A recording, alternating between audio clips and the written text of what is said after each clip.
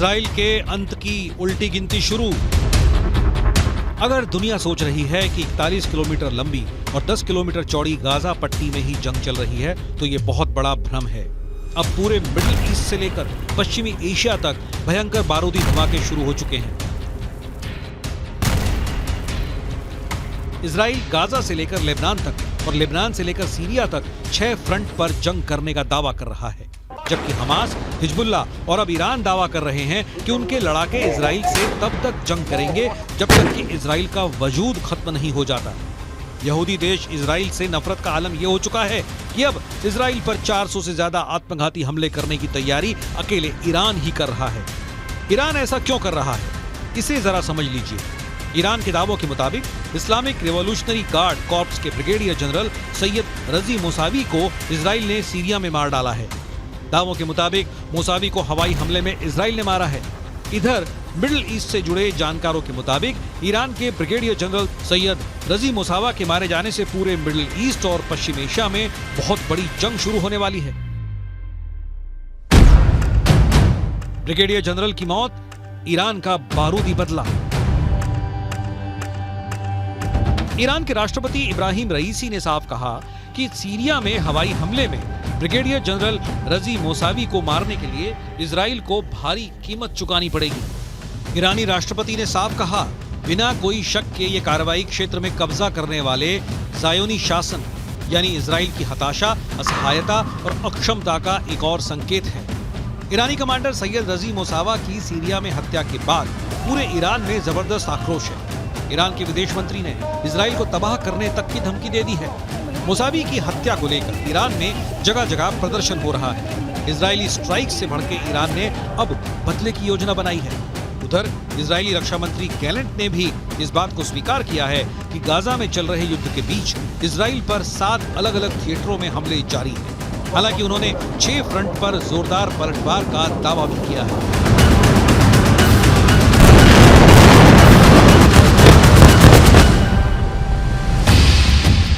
अब सवाल उठता है, आखिर इजराइल ने सीरिया में घुसकर ईरानी कमांडर ब्रिगेडियर जनरल सैयद रजी मोसावी को क्यों मार डाला?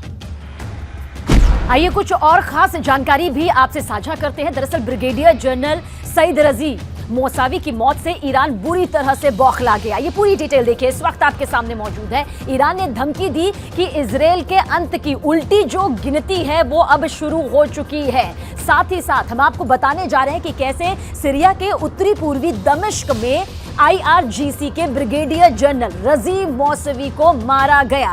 और ईरानी मीडिया की खबर यहां पर क्या कहती है? ईरानी मीडिया की खबरों के मुताबिक ब्रिगेडियर जनरल मोसावी दोपहर 2 बजे तक ईरानी दूतावास में मौजूद थे। दूतावास दोपहर करीब 1 बजे घर में धमाका होता है और बगीचे में जाकर लाश गिर जाती है। जी हां, दोपहर 3 बजे का वो वक्त था जब ब्रिगेडियर जनरल मोसावी घर पहुंचे। घर पहुंचने के बाद ठीक उसी वक्त ईरानी दावों के मुताबिक इजराइल की 3 मिसाइलों ने ब्रिगेडियर जनरल सैयद रजी मोसावी के घर को कुछ इस तरह से उड़ा दिया। और इसके बाद आपको ये बताते हैं हुआ क्या। चश्मदीदों ने जो देखा उसके मुताबिक अब आपको बता रहे हैं। इजरायली मिसाइलों का धमाका इतना जोरदार था, इतना जबरदस्त और खौफनाक था कि ब्रिगेडियर जनरल सैयद रजी मोसावी का शव जो है वो घर से उछलकर कुछ इस तरह से बगीचे में जा गिरा। सोचकर ही रोंगटे खड़े हो जाते हैं, दहशत भर जाती है और उनका पूरा घर देखिए किस तरह से तबाह यहां पर हो जाता है। हम बात कर रहे हैं उत्तर पूर्वी दमिश्क सीरिया। दोपहर 3 बजे और घर में धमाका होता है और लाश जो है वो बगीचे में गिर जाती है। बताया यह भी जा रहा है कि मोसावी ईरानी सेना के कमांडर कासिम सुलेमानी के सहयोगी थे, यानी कि सहयोगी यहां पर बताए गए जिन्हें अमेरिका ने साल 2020 में मार गिराया था। ये वो साल था, साल 2020। लेकिन जबकि इजराइल का जो दावा है वो है इस्लामिक रिवॉल्यूशनरी गार्ड कॉर्प्स के ब्रिगेडियर जनरल सैयद रजी मोसावी सीरिया में ईरान के सैन्य अभियानों को कोऑर्डिनेट कर रहे थे, यानी जिनका जिक्र इस वक्त हम यहां पर कर रहे हैं।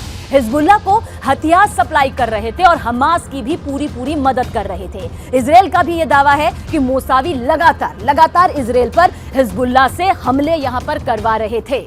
یک اقدام ناجوانمردانه و برخلاف کنوانسیون‌های بین‌المللی اقدام رژیم صهیونیستی انجام شد که طبیعتاً حق مقابله برای کشور قربانی محفوظ هست و به طور طبیعی پاسخ این جنایت خودش رو در واقع در شرایط مناسب و در زمان مناسب حتما خواهد بود. कुछ दावों के मुताबिक ईरान ने अपने कमांडर मोसावी की हत्या का बदला लेने के लिए इजराइल के खिलाफ एक खतरनाक प्लान बनाया है।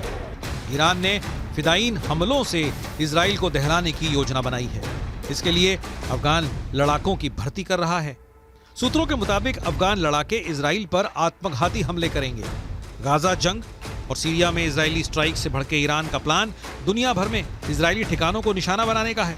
ईरान इजराइल में आत्मघाती हमले कर सकता है, इसके लिए उसने खतरनाक प्लानिंग की है।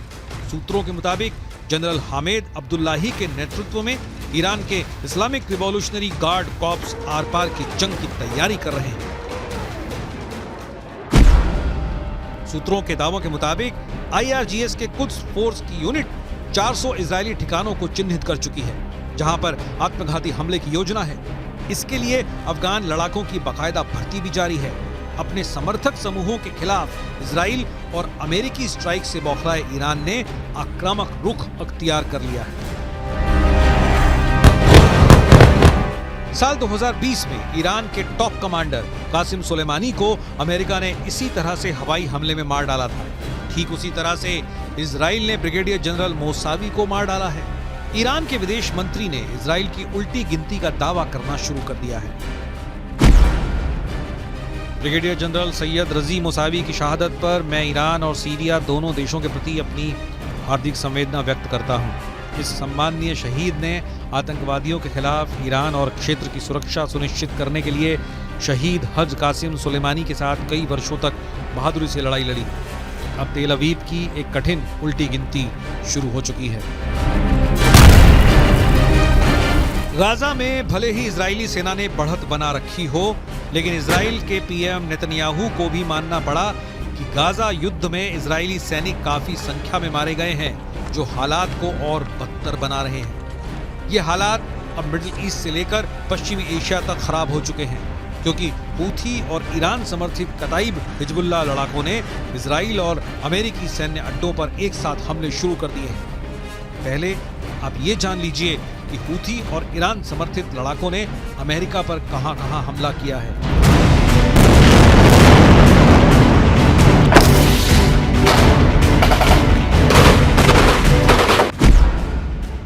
अमेरिका ने यह तो नहीं बताया कि ईरान समर्थित लड़ाकों ने अमेरिकी सेना पर कब हमला किया था, लेकिन यह जरूर बताया कि उत्तरी इराक में मौजूद अमेरिका के एरबिल एयरबेस पर ड्रोन से हमला किया गया था।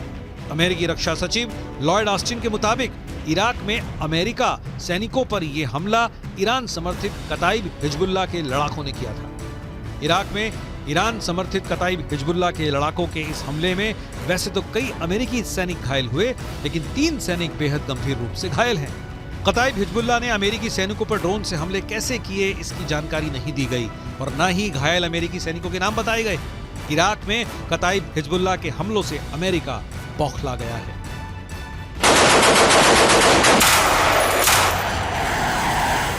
मिडिल ईस्ट से लेकर पश्चिम एशिया तक इजराइल और अमेरिकी सैन्य ठिकानों पर हो रहे हमले साबित कर रहे हैं कि ईरान रूस की शह पर अब जंग में खुलकर कूदने लगा है। हूथी चुन चुनकर समंदर में इजराइल और अमेरिकी जहाजों और टैंकरों पर हमले कर रहा है। यही वजह है कि अब अमेरिका ने ईरान के कताइब हिजबुल्लाह के लड़ाकों पर ऐसा भीषण हमला किया है, जिसकी वजह पश्चिम एशिया में जंग तेज होने के दावे किए जाने लगे हैं। हम आपको बताते हैं कि अमेरिका ने ईरान के कताइब हिजबुल्लाह लड़ाकों पर जोरदार एयर स्ट्राइक की है। जरा देखिए कैसे। अमेरिकी रक्षा सचिव लॉयड ऑस्टिन के मुताबिक अमेरिकी सेना ने ईरान समर्थित कताइब हिजबुल्लाह पर भीषण हवाई हमले किए हैं। कताइब हिजबुल्लाह पर अमेरिका ने ये हमले इराक और सीरिया में किए हैं। सोमवार यानी 25 दिसंबर को अमेरिकी सेना ने कताइब हिजबुल्लाह पर हमला किया था। लड़ाकू विमानों और मिसाइलों से ईरान समर्थित कताइब हिजबुल्लाह लड़ाकों के 3 ठिकानों को अमेरिकी हमले में तबाह करने का दावा किया गया है। खबर के मुताबिक अमेरिकी सैनिकों के घायल होने के बाद राष्ट्रपति जो बाइडेन ने ईरान समर्थित मिलिशिया समूहों के खिलाफ जवाबी कार्रवाई का आदेश दिया था, जिसके बाद ये हमले किए गए। अमेरिकी सैन्य बलों ने इराक में कताइब हिजबुल्लाह और कई समूहों की ओर से इस्तेमाल की जाने वाली 3 ठिकानों पर हमले किए। ये सटीक हमले इराक और सीरिया में अमेरिकी अधिकारियों के खिलाफ ईरानी प्रायोजित मिलिशिया हमलों का जवाब है। कताई हिजबुल्लाह सरीखे समूहों ने अर्बिल एयरबेस पर हमला किया था।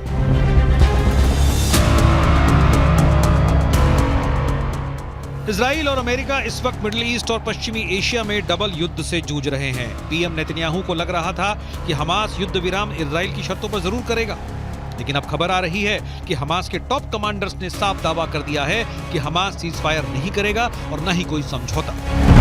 वो आखिरी दम तक जंग करेगा। गाजा पट्टी में इस वक्त उत्तरी गाजा से ज्यादा भीषण जंग दक्षिणी गाजा में चल रही है। हालात ये हो गए हैं कि इजराइल और हमास की जंग थमने की एक और उम्मीद को बड़ा झटका लगा है।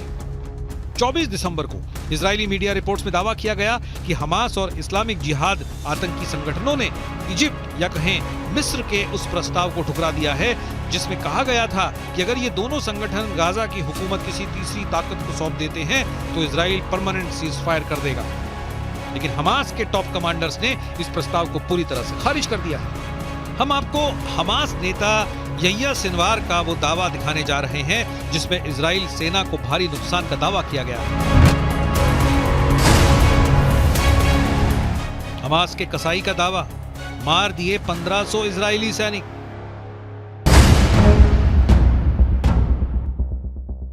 इजराइल की मीडिया रिपोर्ट के मुताबिक हमास के टॉप नेता और कमांडर यहिया सिनवार ने दावा भी किया कि हमास की सैन्य शाखा अल कसम ब्रिगेड ने 5000 से अधिक इजरायली सैनिकों को निशाना बनाया और उनमें से करीब 1500 इजरायली सैनिकों को मार डाला है। हालांकि ऐसा कोई आंकड़ा इजराइल की ओर से जारी नहीं किया गया है। हमास नेता सिनवार ने इजरायली सैन्य उपकरणों को नष्ट करने की संख्या के बारे में भी बढ़ा चढ़ाकर दावा करते हुए कहा कि हमास ने 750 इजरायली सैन्य वाहनों को तबाह कर दिया है। सिनवार ने इजराइल का जिक्र करते हुए कहा कि उसके कब्जे को मान लेने की शर्तों पर कभी समझौता नहीं होगा और न ही हमास कभी सरेंडर करेगा। दूसरी तरफ इजराइल के प्रधानमंत्री बेंजामिन नेतन्याहू ने गाजा का दौरा किया है और साफ शब्दों में कहा कि हम फिर साफ कर देना चाहते हैं कि इजरायली सेना इस जंग को तब तक बंद नहीं करेगी जब तक वो गाजा में मौजूद हर आतंकी संगठन का कब्जा खत्म नहीं कर देती। אמש שוחחתי שוב עם הנשיא ביידן. אני מעריך את עמדתה האיתנה של ארצות הברית במועצת הביטחון, עמדה שתומכת במאמץ המלחמתי שלנו. אמרתי אתמול לנשיא ביידן שאנחנו נילחם עד לניצחון המוחלט. ייקח כמה זמן שזה ייקח. हालांकि इजराइल के भीषण हमलों से गाजा लगभग तबाह हो चुका है। जरा देखिए फलस्तीनी किस हालात में पहुंच चुके हैं। इजराइल के ऑपरेशन स्वॉर्ड ऑफ आयरन के तहत इजराइल ने सबसे ज्यादा भीषण हमले उत्तरी गाजा में किए हैं। साल 2023 में गाजा पट्टी में हुए इजरायली हमलों में अब तक 1 लाख से ज्यादा इमारतें गाजा में तबाह हो चुकी हैं। उत्तरी गाजा की लगभग 11 लाख की आबादी में से 85% फलस्तीनी हमास समर्थक भाग चुके हैं। ज्यादातर फलस्तीनी उत्तरी गाजा से दक्षिणी गाजा की तरफ भागे हैं। इजराइल की IDF का दावा है कि उसने 7 अक्टूबर से अब तक 22,000 से अधिक टारगेट्स पर हमला किया है और उन्हें तबाह कर दिया है। 80 दिनों से ज्यादा की जंग में इजराइल ने हमास के हर उस ठिकाने को तबाह किया है जहां से हमास या तो हमला कर रहा था या फिर उसके लड़ाके छिपे हुए थे। अमेरिकी मीडिया की रिपोर्ट के मुताबिक इजराइल ने दक्षिणी गाजा में भयानक बमबारी शुरू कर दी है। दक्षिणी गाजा में इजरायली वायुसेना 907 किलो के सैकड़ों बम गिरा रही है। एक्सपर्ट्स के मुताबिक अमेरिका ने भी किसी देश के रिहायशी इलाके में इतने बम नहीं गिराए हैं। कुल मिलाकर हमास, हिजबुल्लाह, हूथी और ईरान इजराइल के लिए नासूर बनते जा रहे हैं। अब देखना होगा ईरान अपने कमांडर की मौत का बदला कैसे लेगा।